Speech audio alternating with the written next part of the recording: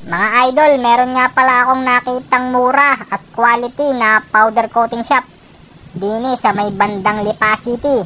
Kaya tara, samahan nyo ko para ipapowder coat ang crankcase cover ni Maxi. Medyo masakit na kasi sa mata ang itsura. Tingnan nyo naman oh, bakat-bakat na ang amag.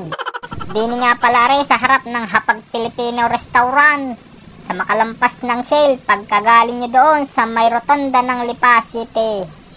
Ito nga pala yung Boss Ride Custom Powder Coating Lipa Branch. At nung medyo malamig ng makina ay binaklas na nga ito ni Boss para maisabay na dun sa mga nauna sa akin dumating. Bali meron nga palang nauna sa akin na Rider 150 at saka PCX 160. Magpapa-powder coat naman sila ng kanilang mga mugs para isang salang na lang daw.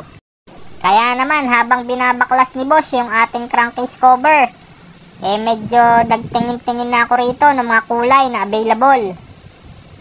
Bago naman ako pumunta rito, meron na akong target na kulay na ipapalagay doon sa ating crankcase cover. At yung napili ko nga ay yung Hammer Tone Silver. Dito nga may display sila ng sample ng Hammer Tone Silver. Nakakulay ito doon sa swing arm ng isang scooter at saka sa mugs ng 4 wheels. Ito nga ang kanilang sample. At talaga namang napakaganda nga ng kulay na ito, Hammer Tone Silver. Medyo may katagalan nga yung process ng pagpa-powder coating. Nasa 3 hanggang 4 na oras. Kaya naman itong jowa ko ay naiinip na. At para nga hindi kami mainip pareho, ay niyaya ko muna siya din sa SM Lipa para naman makapagpalamig at magpalipas ng oras habang naghihintay doon sa ating pinapa-powder coat. Dahil nga na doon yung ating motor at naiwan, eto nag-tricycle muna kami. Tuwang-tuwa, akala mo ngayon lang nakasakay sa tricycle. Di nga sa loob ng SM ay ramdam na ang Pasko dahil sa naglalakihang Christmas tree at mga Santa Claus. Kaya naman na rin aking jowa ay hindi na nakapigil. Nagpa-picture na din doon sa malaking Christmas tree. Bago din nga nagsimula na magkukutkot sa mga damitan, ay nako po! Paglingon ko ay nadoon na sa cashier. Patay tayo dyan. Pagkatapos sa damitan ay di naman nagsuot sa matamisan. May titingnan laang daw siya. At ayun na nga, binitbit na ang sabi, titingnan daw laang sana.